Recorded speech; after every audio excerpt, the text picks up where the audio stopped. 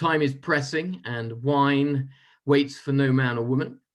But it is a pleasure to have you all here. Thank you very much for joining us again, or for the first time. We have some very exciting wines and a very exciting guest to introduce them, and really, I think, give us all an insight into just how the vinous landscape in northwest Spain in particular is changing. I think one could firmly say for the better and for the more exciting and more dynamic. We've really got, one of the country's foremost winemakers in this evening to take us through a selection of his wines from two specific estates. So without further ado, it gives me great pleasure. Nathan, we are recording, great. It gives me great pleasure to introduce Telmo Rodriguez. As a very brief way of introduction, Telmo, in some respects, I think, will tell us how things have come full circle. Having grown up in Rioja, the family's estate of Remelluri in Rioja Alavesa, did his winemaking at the University of Bordeaux, and has really been at the forefront of, I would like to think, making Spain, particularly the areas in the northwest, very much about terroir, very much about variety, and individual exciting wines that best express really what Spain can do. I'm not going to go on any further because we have the man here himself to tell us more. Telmo, it's a great pleasure to welcome you this evening from Madrid. Thank you very much for making the time and for joining us. Please tell us more about yourself and yes, wines. Thank you. Yes, thank you. Thank you very much to all of you to be there. I know it's, I don't know if it's blue sky in England, but here is beautiful today. And thank you to be there. I know this is all the terraces now are open in England, so this is something new here. And well, thanks to God, here in Madrid, we were lucky to have bars and restaurants open, so we did enjoy in the disaster of COVID. And thank you to be there because I know today the soccer lover, there is Chelsea Real Madrid tonight. So well, it's good to be there before the. Anyway, so thank you to be there. No, thank you for your presentation. It's true, I'm so I'm Telmo Rodriguez. It's true that I love to say, that I am the son of Remelluri and the father of Lanzaga. So it's funny, and I think this is for me such an amazing, privilege, to be born in a certain way as a wine person in Remelluri. The property that my parents bought in the 60s. And it's true that for me it was amazing to have the chance to see how my parents, they did recuperate a 14th century property. And we were there 9 years without electricity. My father, they were not at all the typical investor that wanted to make wine. By chance, they bought this place, and it was a place with, in that time, around 11, 15 hectares of very nice vineyards. But my father was there because the place was amazing. And I'm sorry. And then together with my mother, they realized that they found this magic place, that was habited since before the Iron Age. The original name of Remelluri is a village from the 11th century, so Remelluri. And then the monks, they created this monastery. And in fact, our grange was Granja Nuestra Señora Remelluri, was this property that today we still find, the many documents that how the vines they were worked in the 15th, 16th century. So it's for me really a privilege. And then I've been the father of Lanzaga. That is a project that I started in 1998. When I came back, I left Remelluri because it was not the moment to work with my dad or with my family project. So we had much more to do. And as you say, we are people from the Northwest. We learned in France, because I think France is the origin of the luxury wine. So I think the French, they did this amazing thing that everyday product like wine became an amazing product. And today the wine is luxury. And so it's true, I learned, I studied in Bordeaux, but then I love to say that I was in touch with the great wine in the Rhone Valley and in Burgundy. You know, I was very lucky to work with very nice people and people that they fighted for the vineyards. My last training was with Gérard Chave in Hermitage, and I have to say that Côte du Rhône was not very appreciated in France 30, 50 years ago. And I saw those guys fighting for the vineyards of Hermitage when it was very, very hard to work. And for me, it was a little bit my inspiration, because then I came back to Spain. And it's true that we know very little of Spain. And in fact, Spain, we created an image of we are a good value wine country. And we are a wine with few brands, or few, for example, people knew Sherry, and people knew Rioja, but not the other places. And in fact, those two areas, Sherry and Jerez and Rioja, they decided, around 60 years ago, to become very industrial. And today, and I think the British, you are, an amazing market for cheap Sherry and cheap Rioja. And I think at the end has been a disaster. So anyway, Spain was not about this. And when I came back after being, those amazing vineyards of Hermitage or whatever, I discovered an amazing country. And in fact, you know how? And my first question was, why such an amazing country is just known for the cheap wines? Why, if you go, for example, to have an idea, to Galicia, Galicia, if you analyze Galicia, but if you analyze scientifically, Galicia is more diverse than the entire France. So only Galicia has more biodiversity than the entire France. Spain is a country with the sea around the country, well, apart from Portugal. We have amazing systems of mountains. We are the second highest country of Europe. We have hundreds of different biotopes that they have been there for thousands of years. And why we are just known because of few brands and our inexpensive wine. So that was for me my reaction, and I decided to try, to discover and to walk, to smell those amazing places. After 30 years, today we own around 80, 90 hectares. And I found an extremely complex country that it was very exciting to work in. So I think for the wine lovers, Spain is going to be an amazing opportunity. And I think Indigo for that did an amazing job, because Spain is, and I insist, it's not about brands, it's not about big regions, it's about this beautiful diversity that one day we will recognize. And today is even more important when you see, I am a wine lover before everything. So I learned to love wine, and I've been in touch with great wine. But today, one of the big problems in wine is, if you want those amazing bottles, you have to be multi-millionaire, because who can buy an amazing Musigny, or who can buy a bottle of Latache, or who can buy a bottle of Coche de Rio, who can buy an amazing bottle of Hermitage from Chab or whatever. I think that the drama of wine today is that it's very expensive, and we have to find, the wine lovers, we have to find other wine that they will give us a lot of pleasure. And I think Spain is going to be ready, I think now, to give such an amazing pleasure with amazing and beautiful vineyards that they are there for, we have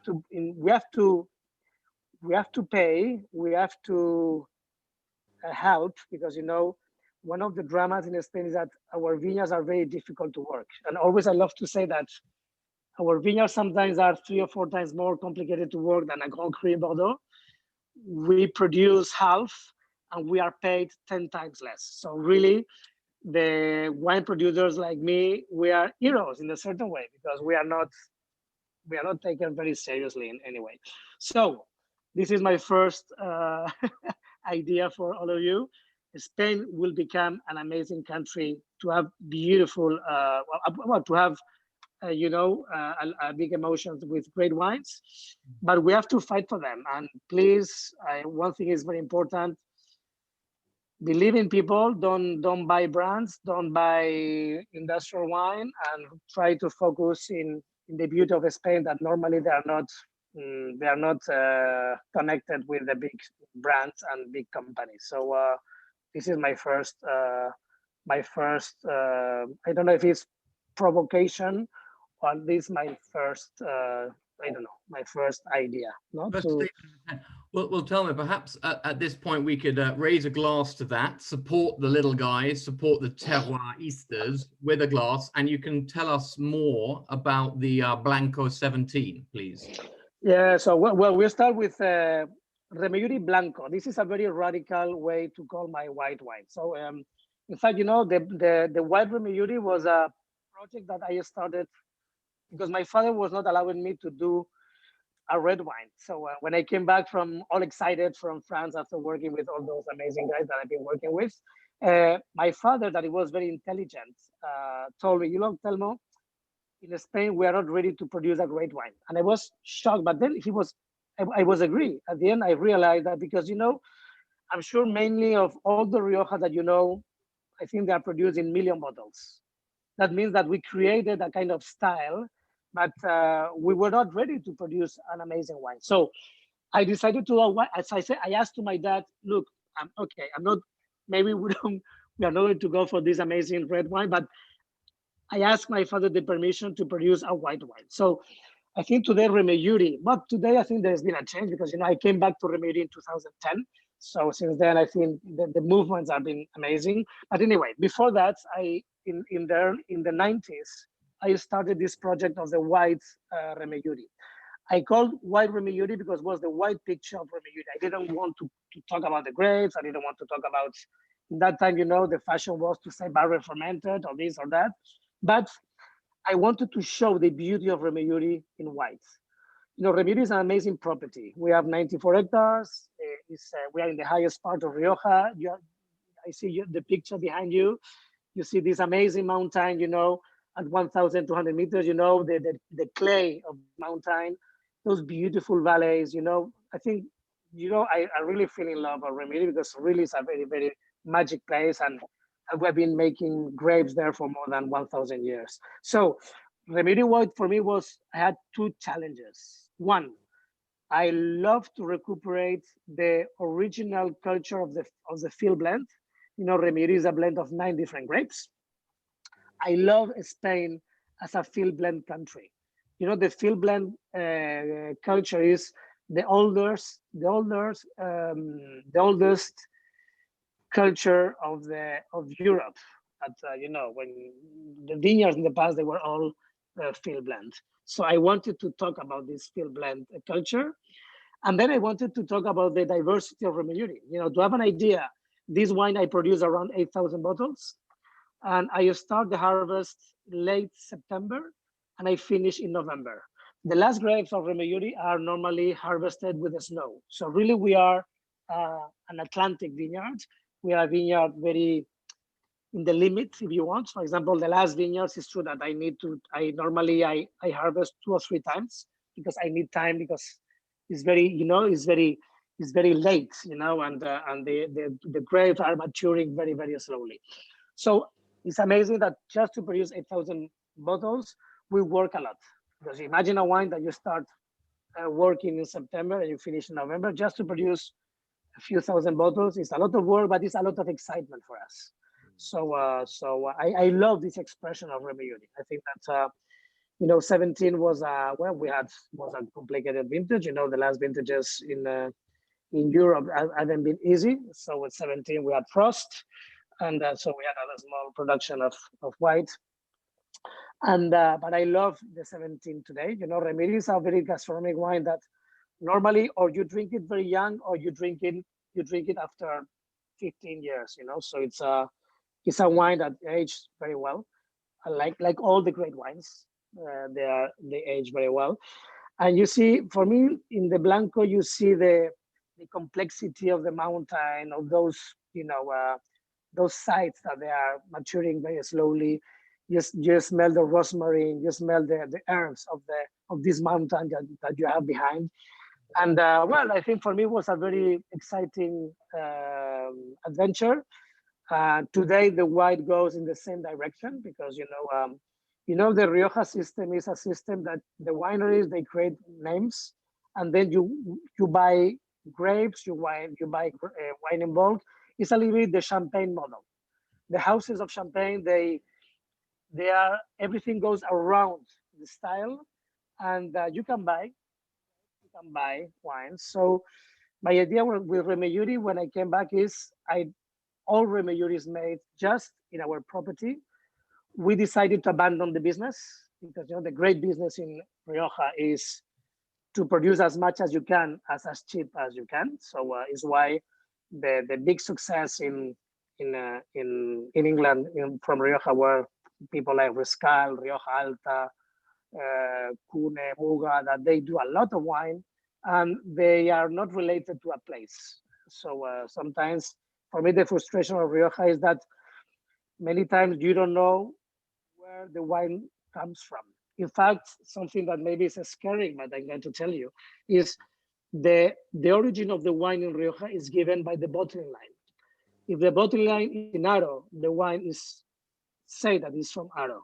If the bottling line is in Logroño, the wine is from Logroño. So this is a little bit, for me, the first, let's say, frustration in Rioja is that you don't really know where the wines come from. Because at the end, they are like in Champagne, they are made in wineries. So I don't want to I don't want to be very critic. I love my country. I think tonight we're tasting just Rioja wines. I love Rioja. I think Rioja for sure is one of the key wine regions in the world. But the big challenge today is let's try to rediscover Rioja, not through the brands, but through the places, through the villages, and through the vineyards. So this is our challenge. So we start with the Blanco. If there is any question, you can ask me. But for me, the Blanco, we start with something very, very, in a certain way, very radical, because, even in a big property like Remelluri, to produce this amazing 8,000 bottles, of something rare, something really with an amazing viticulture, for me was something very, very important for us. And Telmo, thank you. I believe that it's cask fermented, and then also you're aging in a combination of big wood, foudre, and also some concrete as well, some eggs. Is that correct? With the white? Well, my challenge was I didn't want to talk, about recipes, about process, and it's true that the order. In order not to talk about all those things, is as I said, field blend is great because you don't talk about grape. Nobody could tell me what is about this grape because every grape will show Remelluri in the way. So at the end, for me, always I think that the grape is a kind of loudspeaker, is an antenna. For me, the idea of Remelluri to call Remelluri white is the taste of Remelluri through the different grapes, and then not to talk about the fermentation is that it's not important. I think that it's true that in Remelluri we use different things, the different elements in order to forget. I don't like the idea when I was starting with this wine, the big fashion in Spain was the great ones were barrel fermented. And we talk about American oak, French oak, from Romania. I don't think the cosmetic of the tools are important in our wine. So it's why I was saying in the beginning that to call my wine Remelluri Blanco was very radical. I was not using any argument used in the 90s for our wine. Excellent. So I think everyone should be getting a pretty clear indication where the focus is here for your wines, Telmo, that, it's very much an expression of place. And I suppose to use that quite common expression in Burgundy, it certainly sounds like the grapes, whatever they are the vehicle which expresses the terroir. And taking us now on to the first of the two wines from Lanzaga. I mean, please do tell us about the Corriente and about how this project itself came into being.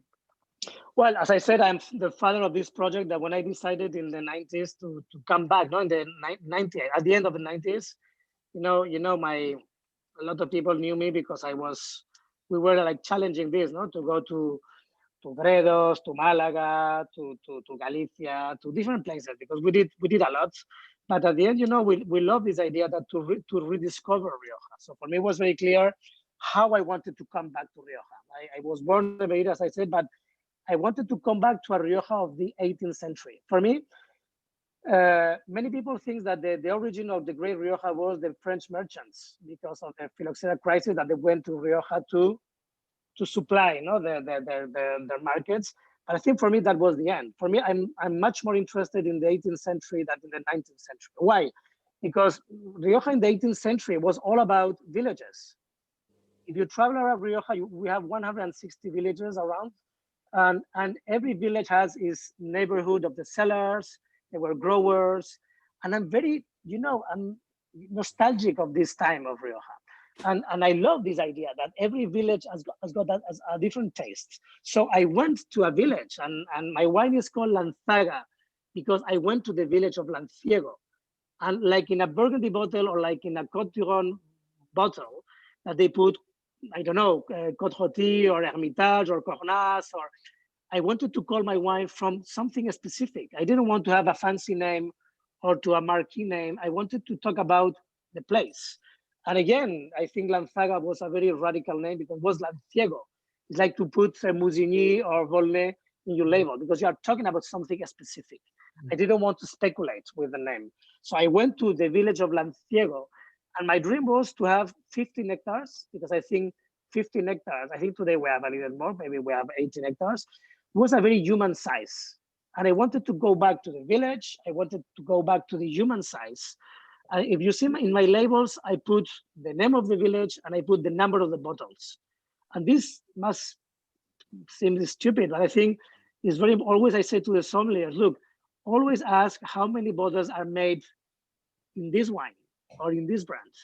And if it's more than 100,000, it's a little bit complicated. Or if it's more than 1 million, I don't drink any wine produced in more than, I don't know, 500,000 bottles. It's true that Champagne did very well because and even Bordeaux, but I think it's very important the size. It's like a restaurant with, I don't know, 700 seats. I don't like to go there. So, anyway, for the wine is exactly the same. So Lanzaga is 15 hectares. If you see in the back label, we produce around 20, 30,000 bottles. And that was our challenge of our idea of Rioja. A small, a village, good viticulture, bush vines. Bush vines for me is very important. In Spain, we have been a little bit losing the patrimony of the bush vines. So we love this culture that we have been using for 100 years of the bush vines. So it's all about this viticulture. And then the first wine that you are tasting is another provocation. We call the wine Corriente. What means in Spanish Corriente is ordinary. And after doing the Lanzaga, LZ, and the single vineyards, we decided to work a wine that was an everyday wine. And I think you have this example in the ordinary claret. That I think it's a well-known wine in England. That you have, for example, Berry Brothers producing the good ordinary claret. The ordinary claret, they were very important in the traditional wine regions. And in Spain, we had those ordinary clarets. And the ordinary claret, for example, in Rioja was called Rioja Corriente. The Rioja Corriente was our ordinary claret, our ordinary red wine. And I wanted to recuperate this idea of everyday wine, ordinary but beautiful, and even to produce a full quantity of ordinary wine. So our Corriente is a wine that we use the grape that we don't use for Lanzaga or for our single vineyards. And we wanted to use this culture of the everyday wine, the simple wine, but well-made with beautiful grapes. And so this is and in Spain, people don't understand how I call my wine ordinary, but I love this idea of easy, nice, fresh, basic but pure. I think I like this. So you are tasting our Corriente. That is, at the end, we want to bring back to life something very important in our culture. That was the everyday wine for nice people that you can drink without paying too much and without being like, my God, like like levitating, because sometimes, Yeah, I think it's interesting once again to show how you are changing the paradigm around how we understand Rioja, because I suppose, and this is where I know I'm going to get into trouble with you, but in the UK we've been used to a certain hierarchy in Rioja wines, where an everyday wine would be crianza, and then we move up through the level of aging. Now I know you have a very different approach to how you make wine. So do you think more producers, more growers will start to follow this example? I think in Rioja and in Sherry, we did the worst. Maybe it was a shortcut because it's very easy to create a category. People think Rioja is a brand, and it's very easy to create a brand and then to create a hierarchy. Very simple. You do Crianza, Reserva, Gran Reserva, and you don't think farther than that. So this is for me a shortcut, and for some people is a big success. It's like, when in New Zealand we created the Sauvignon from New Zealand and Shiraz from Australia. So this is a category, but a category that is killing all the vibration of the wine countries. And it's very easy. So okay, the Crianza is my basic wine for every day. You go up if you, but I think it's completely the opposite of the idea of great wine. Wine lovers, we want to know the slope where the wine was born, or we want to see this little place, or we want to see, what is this vineyard or this lieu-dit from this village. And the beauty of wine is all those different characters of the wine. And in France it's very clear. You have the appellations, you have the hierarchy of Grand Cru, Premier Cru, Village. The wine that they don't have anything to talk about, they talk about the grape. Vin de France is the name of the grape. You can have a Sauvignon, a Cabernet, you can have a Viognier, you can have a Pinot Noir, because you don't have anything else to talk about. And in Spain is the same, but we created the basic categories. It's like many wineries, they don't have anything to tell. So sometimes they talk about the architects. And for me, this is the worst. When the only thing that you have to talk about is the name of your architect and your building, for me, this is terrible, because everything is lost, And it's true that, I respect every project, but I think that our challenge in wine was to understand the villages, to go deeper in the village. There are many, for example, La Bastida, you have a lot of different expressions of the village. So I think the kind of consumer that I would love to work with is people that they want more excitement. They don't want to be more simple. They want to know, and tell me, what is this lieu-dit in La Bastida, and why Tabuernica is more delicate than Las Beatas, or is more delicate than Spielberg, and this is the people that we want to work with. And it's why we decide to work with merchants and importers, that they are more into this than into a brand. And I think we have a lot to discover in Spain, and in particular in Rioja. And we want to give this, I think, vibration of this, culture gives you pleasure, and more you know, more you enjoy. And at the end, for me, it's too simple to talk about Rioja. For me, Rioja doesn't mean anything. And I think that's, and for me, Crianza doesn't mean anything. Rioja doesn't mean, Reserva doesn't mean anything. To talk about oak, I was surprised that some British journalists, they were telling, okay, it's very simple. Rioja is this, it's amazing because, very good quality for the price. And modern Rioja is French oak, and traditional Rioja is American oak. For me, this is so basic and so not interesting, when we have beautiful landscapes and beautiful villages, and today very exciting people like Dartuque, or the Abel Mendoza, or a lot of young people trying to show you beautiful beautiful sights. So let's to my I think my I don't know, my advice would be to go back to Rioja and drink it in a different way. Don't drink the cosmetic of the oak. Don't drink the idea of more time is better, less time is more is more easy. No, go back to Rioja and discover the beauty of the landscapes. This is my advice, and is why I'm trying to be like. Is what I tried to do when I came back to Rioja 30 years ago. I think, Telmo, we would all like to do that quite literally, to visit the landscape of Rioja as soon as we can. I think there's a lot of people here this evening who will be on the next plane out. Taking us on to the Lanzaga 2015, you know, we, again, understanding the, if not hierarchy, but the difference between this and the Corriente, you know, what makes this a more singular wine or a more elevated wine, for example? Well, I think that Corriente is what it is. I think I have to tell you the truth. We tried with Corriente to be a little bit commercial, in the sense that we take all the grapes and we do this work with the cosmetic of the oak. It's aged, it's easy. I don't know what you think about this wine, but that was the idea. You know, when you are producing an everyday wine, I think you try to be something that everybody can understand, and there's not much to think about. It's like to be listening to the live music. And Lanzaga, you go deeper.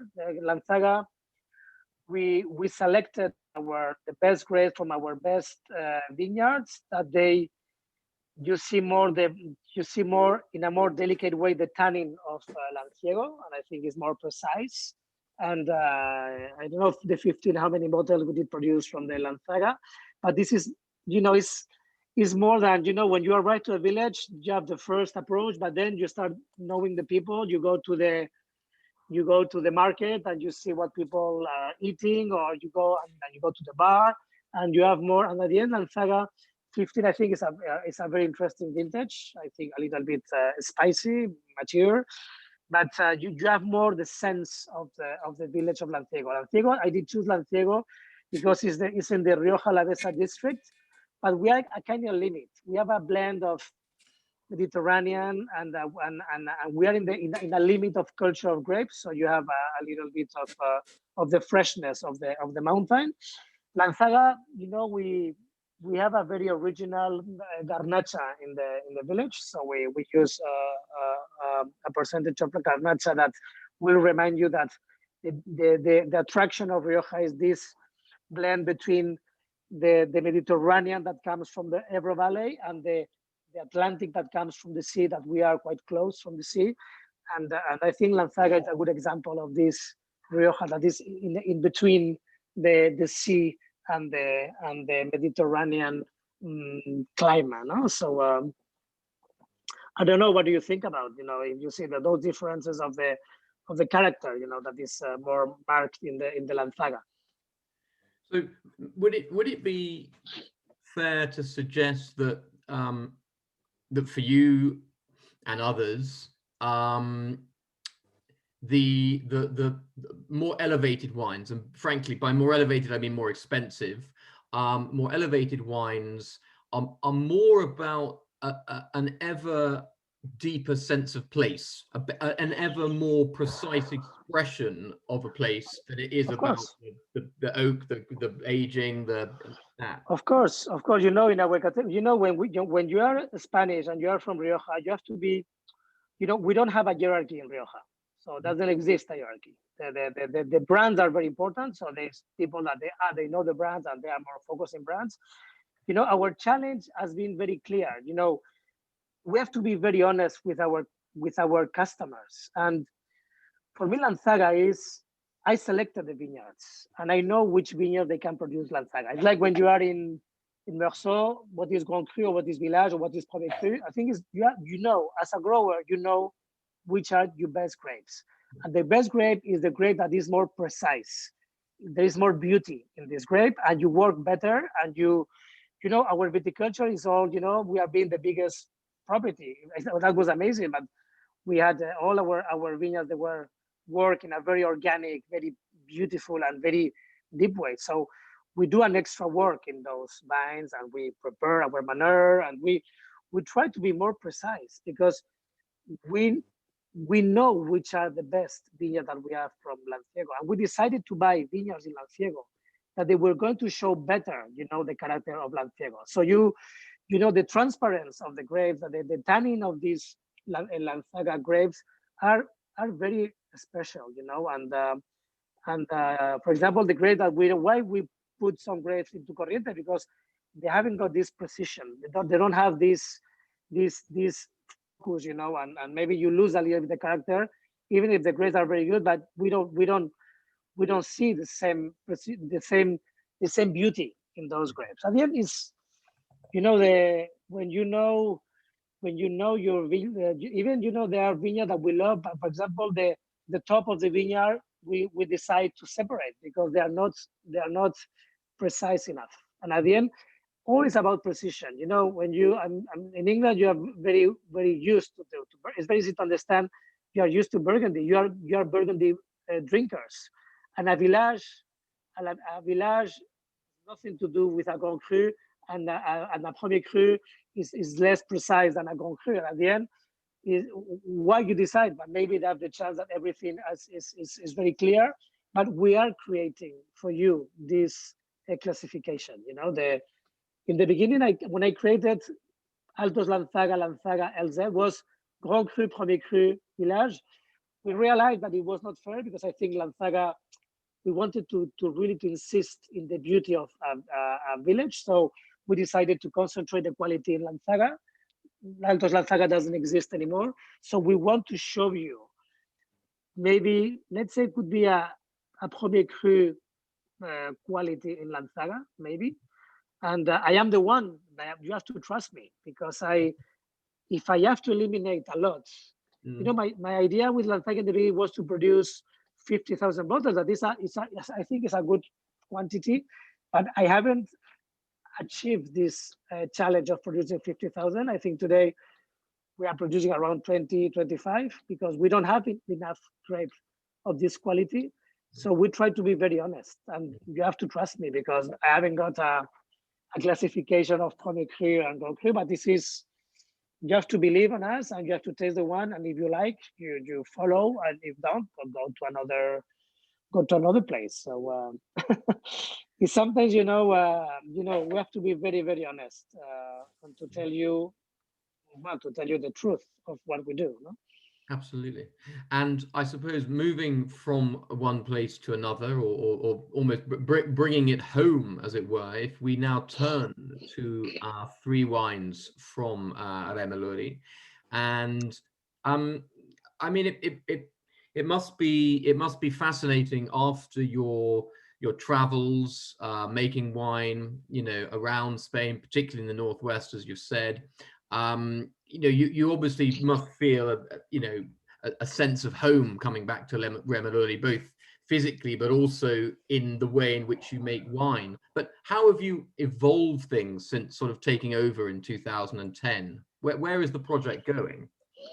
Well, I think Pablo and me, I'm very lucky to work with my partner since when I met my friend and now my partner Pablo in 87, and since then we are together. We're learning a lot. Pablo is an amazing winemaker.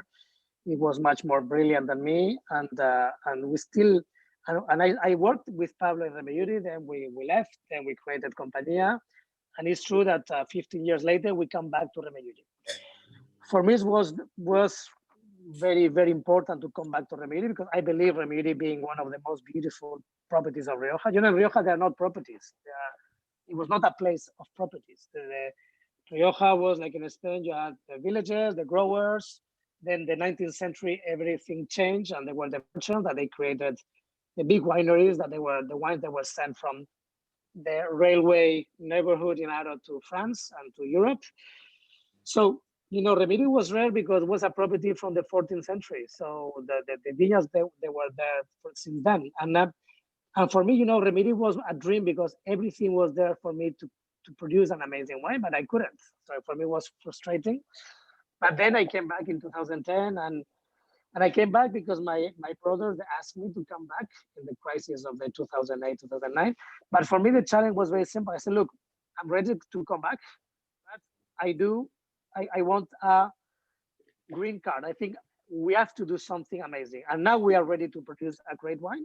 So, since I came back to Remelluri, as I said, I say no to the business of Rioja. My father was doing around 600,000 bottles, I get less. Today, we did reduce the production in more than 40%, and we increased the cost for more than 35% in the vineyard. So it was a big challenge. So normally your brother should fire you, but they didn't fire me because I think I got the chance, and my brother, they believe in the beauty of Remelluri and in the potential of Remelluri. But we have to be very honest. And I can't talk about Remelluri by buying 35% of grapes from outside Remelluri. So for me, the idea to come back to Remelluri is very challenging, but it's very exciting because I would love to show the beauty of Remelluri like we did within the white. And the first wine that you are tasting is Lindes. Lindes de Remelluri means the boundaries of Remelluri. What is this wine? It's not a second wine of Remelluri. It's not a cheap wine from or a less price wine from Remelluri. Lindes means boundaries, the surroundings, because we've been working for 40 years with amazing growers that they were bringing the grapes to Remelluri, like that. This is the mechanic in Rioja. You buy grapes to growers, and you never. And for me, one of my critics to Rioja was that they never pushed the growers to produce better grapes. Always we were looking for cheaper grapes, because the cheaper grape you have, your percentage of business was going to improve.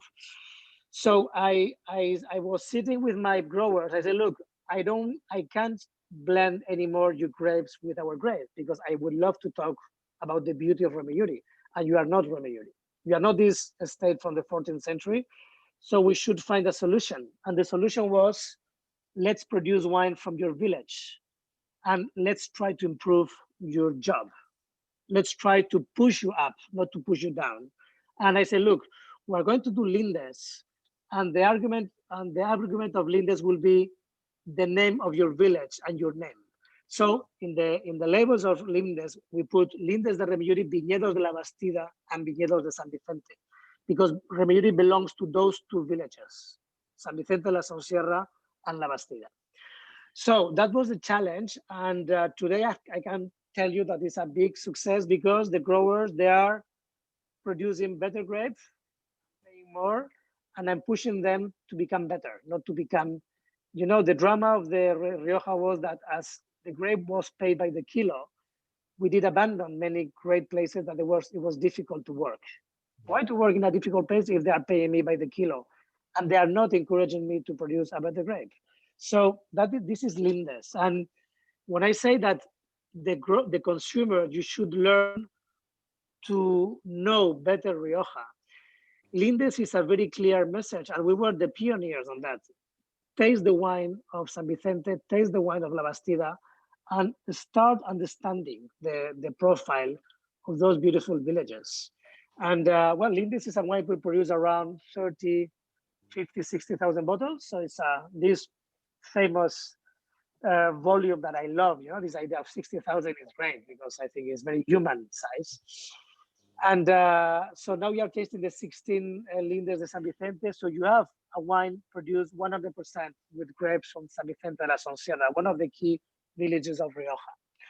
We produce this in Remelluri in a very simple way, because we don't want the winery to mask the wines. So I think we will produce wines that they are very fresh.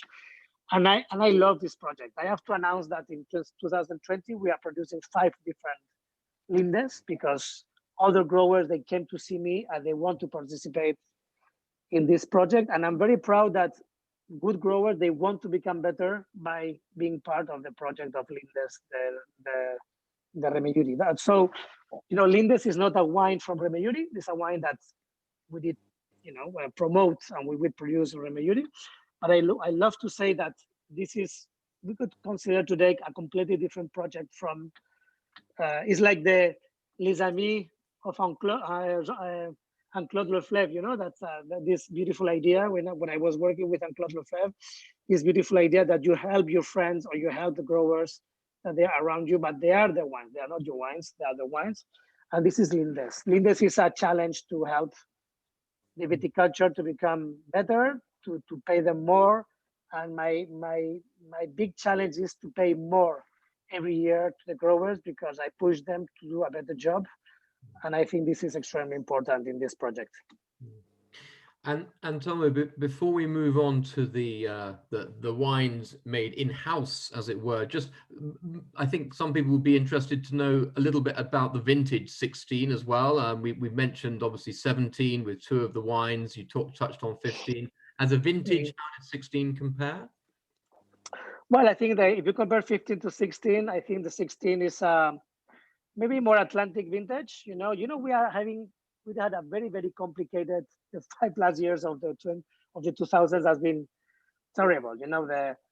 We had frost, 17, 18 was good for the first time. Then again, 19 was the frost. Then the 20, we had hell. So we had the 5+ vintages that were very complicated. It's true that if you take that from the 2010 to 2020 has been, and for example, I think the two vintages that they are quite interesting are to compare is 15 with 16. I think maybe 15 a little bit more mature, more spicy, and 16 more, for me, more fresh. I like the 16 vintage. It's fresher. Maybe it's a vintage with more north winds, and you can see the roundness and the freshness and the fluidity of the 16. I don't know what you think about, but I think 16 is very original vintage compared to, for example, now we're going to jump to 13. I think it's great to taste the 13. That is going to be very challenging. Doesn't got a very good image, in general. I think even in Bordeaux, but I think it's interesting to taste Remelluri in 13. You will see. So I think the good thing to taste Lindes 16 is you have quite a fresh. I think today we are starting with 18 vintage with the Lindes, but we love this idea of tasting those wines quite fresh, I like that. Absolutely, and we'll move on to the 13 now. Again, this is certainly, as you mentioned, it's considered a challenging vintage in Bordeaux. Certainly, we had a tasting with Lillian Barton Sartorius from Leoville Langoa just last month, and we tried the 13 Langoa, and I think people were generally pretty impressed by what good producers were able to do with the challenging conditions. But so, tell us about the vintage and tell us about the wine. Well, as you say, 13 is got I think it has worst press quality. It's true that at the end, sometimes you are surprised how the wines are, the evolution of the wines. I think 13 was challenging. There was the rain and the tannin, they were not maturing very well. But I think, first of all, Remelluri is always very original because we are, as I said, always is a winter fruit. We produce very small quantity of grape per hectare in Remelluri, and always we have the impression that there is not much botrytis, and the grapes, they do well because we have very thick skins in Remelluri. But for me, something that I would love you to concentrate when you taste the Remelluri 13 is those tannins from the mountain. So it's like some people say today that Remelluri is a very Piemontese tannin, and I think that if you compare with a Barolo wine, I think always maybe we could say, a lot of people they love to talk today about Burgundy, but always I love to say in Remelluri that we could be more compared to Barolo than Burgundy, because I think the tannins of Remelluri has this character of sometimes a little bit not herby, but those very, you can feel the fiber of the tannin in the Remelluri wine. I think 13 is I love to drink Remelluri 13 now because you have this character of sometimes that it can be austere, it can lack a little bit of the roundness of the fruit, but I love this tannin that is. You can feel again the rosemary, the clay, and I think this is I like the Remelluri 13, and I think it's very provocative, to taste the 13 because it's not. Some people even they didn't produce 13 in Rioja because they were like, my God, this is it's a wine. But I think it's more for the for it's more the today the media they have a lot of power, and sometimes the media they transform the reality of things, and I love the idea of 13. Always, even 13 in Rioja, I was very proud to bring Las Beatas or to bring our great wines because I think that was this challenge. And I think we did produce quite original wines. And I love to taste 13. Mm. It was interesting, absolutely. Reading earlier some of the reviews, for example, from some critics, and Luis Gutierrez from the Wine Advocate had exactly pinpointed. I'm sure in discussion with you, this, as he said, Nebbiolo-like tannins in Remelluri wines generally, but specifically highlighted in the 2013 vintage. I suppose it's got kind of sinews rather than flesh, but it clearly shows great structure and backbone. What do you think the aging potential of the 13 is? Well, those, let's say, less mature vintages, always we say, well, maybe, but the Rioja wines, the good wines and the good vineyards of Rioja, they're aged forever. I remember a discussion with Jane Hanson, and she was telling me that she did a tasting with Barolos, Bordeaux, and Riojas, but from the 40s. And the fresher wines, they were the Riojas. If you have the chance to taste very old Rioja that they were made with low yields, bush vines, normally very old vines, they're amazing. I think a month ago I tasted a 34 Tondonia. It was fantastic. The old Riojas, they are absolutely fresh. And I think Remelluri, the way we work, Rioja Remelluri is a vineyard that you have all this character that I think this tannin will protect our wines forever. I tasted the 76 this week, and still very, very fresh. Even the percentage of Garnacho was very high. Remelluri was a property with a lot of Garnacho in the past, and I like this. I'm sure even a small vintage like 13, I'm sure is going to age for the next 20, 30 years for sure. But well, of course, it's not a vintage that maybe you should keep as you could keep a 15 or a 10 or. But I think it could be interesting to keep some bottles to see the. I think the 13 is going to give us a lot of surprise. Yeah. Much like Burgundies from the 13 vintage, red Burgundy in 13, I think, as well, has an interesting profile and appeal. There is sinew there. There is great perfume, delicacy, but there's steel at the core. These are wines which, in fact, I think will improve and show more hedonistically perhaps later on, but still very, very drinkable now. So as we turn to our final wine of the evening, it seems like we could be here all evening and do an entire another 6 or 12 sets of wine, frankly. But sadly, we're coming on to our final wine of the evening. You've forbidden me from calling it a Gran Reserva, so I won't. It's Grandia. But how is this the most, to use your words, the most precise and beautiful expression of the terroir?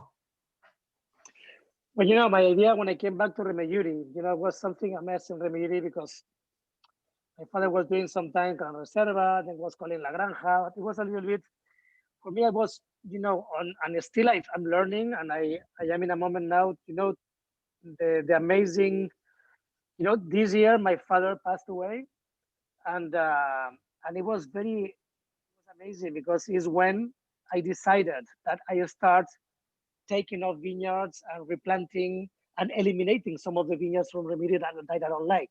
And so I've been for how many years now? I came 10 years ago, and I knew Remelluri, and I was a place that always I was going there.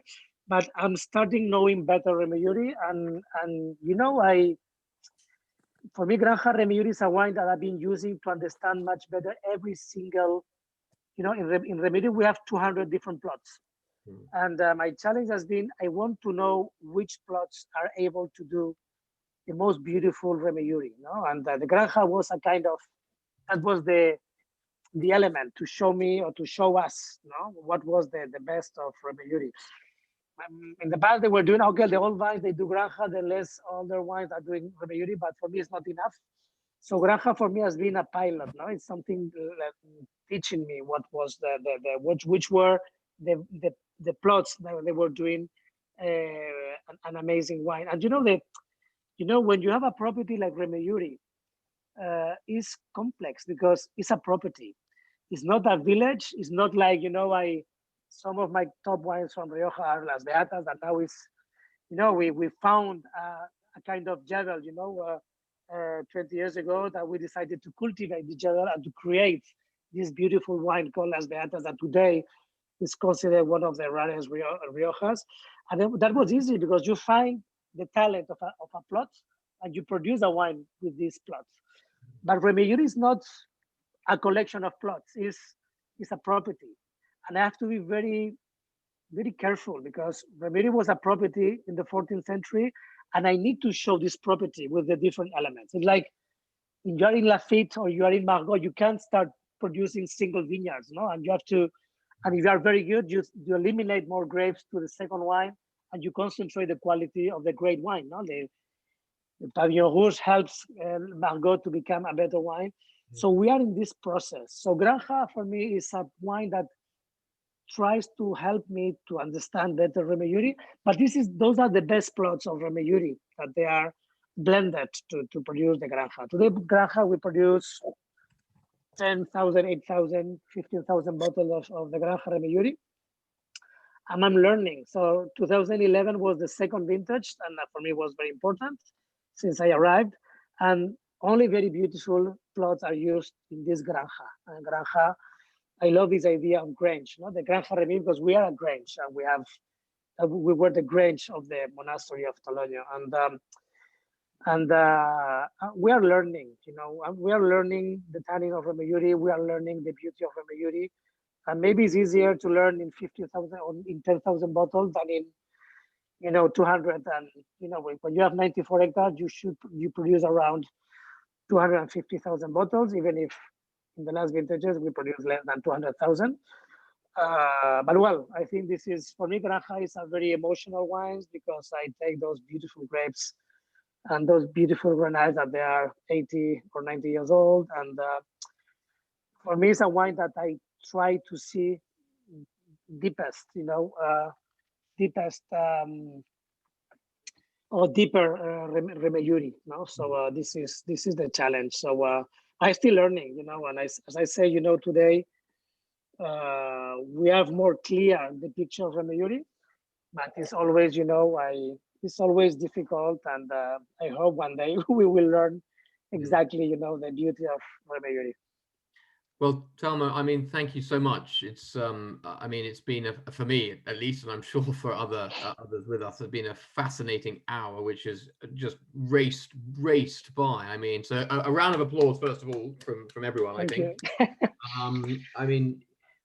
Really fascinating commentary, and I think so important, especially for us Brits, who, to be fair, I think it helps us to be re-educated about Rioja, and these concepts of terroir, these concepts of specificity, of precision, of beauty, of wines that are made in the vineyards and not in the winery, to pay less attention to oak and to even varietal blend. I think all of this is quite a wake-up call. It is for me, I know, and I'm sure for others too. So I think really appreciate this evening. There was a good comment, a number of good comments, but one from Richard that I didn't want to miss out earlier, saying that you're clearly a supporter of the Vinedo singular labeling. Are all your wines in the classification? And do you think there are disadvantages to using single vineyard classification? Well, let's see. I'm going to finish being positive because I'm like a fox terrier, so I'm not supporting Vino Singular because it's too generic for us. You know, when Vino Singular, you know, it's true that we have been pushing Rioja to change because it was too generic, as you have seen during my talk. Rioja tried to react by creating generic, a little bit generic classifications. Today, the drama, we decided to create a category called Viñedo Singular by deciding that a vineyard that is 35 years old and producing less grape is already a Viñedo Singular. For me, you know, for me, a talented vineyard is something much more complex. In Burgundy, it's not because you are 35 years old and you produce 40 hectoliters that you are a Grand Cru. You know, I think we have to be much more serious about this fact. In fact, none of my wines has the label of Viñedo Singular, because today I did calculate that with the category of Viñedo Singular in Rioja, there are 75,000 Viñedos Singulares in Rioja, and doesn't exist. It's impossible. You know, I think in Burgundy they are very clear. Grand Cru is 2% of the vineyard, and to be Grand Cru is not easy. So we have to be very careful to create generic classifications. And I think that, and I think for that, the consumers, you are very important because you are the ones you have to decide, or you have to help the great vineyards or the great growers. You know, I'm being positive. I think the movements in Rioja are interesting, but unfortunately, Rioja today, they're still in hands of the big companies. We don't have, myself, I don't have any vote in Rioja. I don't count for the Rioja appellation. Everything we do, we are completely, nobody understands, or nobody's interested in what we do, because Rioja is very happy creating those generic labels and labels that they are not related to the real quality. So we're still speculating, and but well, let's see. But please be nice. Be nice by drinking well. You know, I think the wine is made by you, it's not made by us, and we need smart consumers. I think that we have been 1 year away. You know, I think the only thing I learned during this pandemic was that the consumers, we have one amazing tool, that is to consume. If you consume good, you help the good people, the smart people. If you are not good consumers, it's a drama for people that they are trying to produce nice chickens, good cheese. And I think this is the only important thing. So be very, to know that what you do at the end is helping or killing good producers. So this is an amazing challenge. Absolutely, Telmo. Well, thank you so much. I mean, certainly, Thank you. At Honest Grapes, we are all about, consuming well and supporting, the producers who are doing exactly what you're doing, concentrating on, precision, beauty, and terroir. It's exactly what we love. So once again, thank you so much for joining us. Thank you. Everyone else for attending. I'm sure that will be an illuminating evening to remember. And we very much look forward to trying more of your wines again, Telmo, and hopefully seeing you in the UK for a tasting. Yes, well, we are looking forward. It's been a very frustrating not to go to England for so long, So it's has been hard not to go there. So fabulous. And then not to have you. So has been we have been completely cut of the world. So anyway, but thank you for your time. I'm sorry that I talk a lot. No. And, so have a glass of wine and let's see what happens with Chelsea tonight. I think good luck with Madrid this evening. Good luck, everybody. Thank you. Thank you, Telmo.